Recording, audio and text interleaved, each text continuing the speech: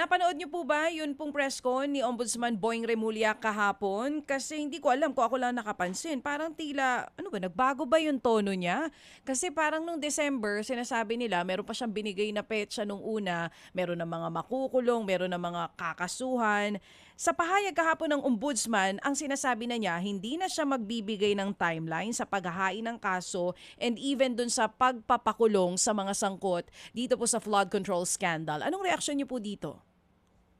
Ayan, siyempre, pinapahayag natin ang ating galit at dismaya no, sa nangyayari na pinangako nila, natatandaan po, December 15, may makukulong raw na big fish. May mga lalabas sa bagong warrant of arrest. Pero wala. No? Ang closest to a big fish that we have is Diskaya. Pero bukod doon, senador, kongresista, walang major na nakasuhan at o nakulong. Ang congressman lang na nakasuhan ay si Saldico, pero yun pang nasa ibang bansa, di ba? So sa tingin ko ay napansin nating lahat nga no, yung medyo pagbabago ng tono. Siguro in-anticipate din kasi nila na after ng Christmas season, magkakaroon ng kaunting tulog o lull. Siyempre, nag-focus ang mga tao sa celebration, Pasko, reunions, etc.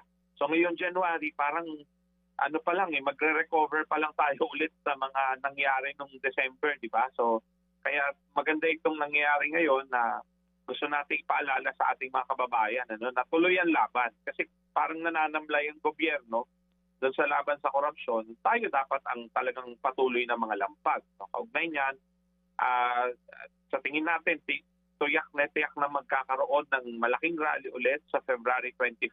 Kasi ika-4 na pong anibersaryo ito ng EDSA 1. At pagpapaalala ito ulit sa taong bayan at sa gobyerno. Anong kapangyarihan ng mga mamamayan kapag nagsama-sama? May magagawa. May pwedeng baguhin sa lipunan pag nagsama-sama tayo. So yun po ang focus natin sa ngayon, kasabay pa ng siyempre ay pagpapalakas sa inabot na natin. So kinakausap natin iba't ibang grupo, iba't ibang organisasyon, nasa process tayo ng consolidation para eventually sa February 25, hopefully, sama-sama ang lahat ng grupo. So yun po ang ginagawa natin ngayon. At yung ilan sa ating mga kasama sa Kilusang Bayang kontra Coracoc, I think ay naghahanda na rin para sa posibleng filing ng impeachment case kay VP Sara Duterte kasi nung nakaraang taon, naun siya milyon, definitely this year, sigurado matutuloy ulit yan. At pinag-aaralan din ang posibilidad na kung may sapat na ebidensyang matitipon ng posibleng koneksyon ng palasyo sa flood control scam, pwede rin na magkaroon ng impeachment case laban sa ating president.